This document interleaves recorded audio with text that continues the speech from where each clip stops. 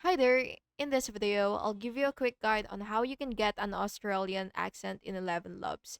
So the first thing that you will have to do is go to your 11 Labs, and once you're here, you will go to text to speech, which is right here. And then now you will go to your voice. You will go to your voice library and wait for it to load.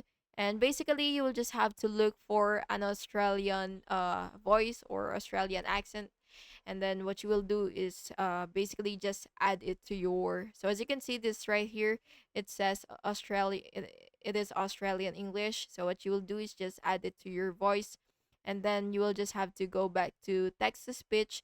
And by the way, you do have to make sure to upgrade your subscription so that you will be able to increase your custom voice limit, and so that you will be able to actually add it to your library. And finally, once it's added to your library, what you will just have to do is select voice again, and then you will just have to look for the voice that you've added, and then you will just have to basically click it, and then it will be right here, and then just type in any text that you want or paste if you want.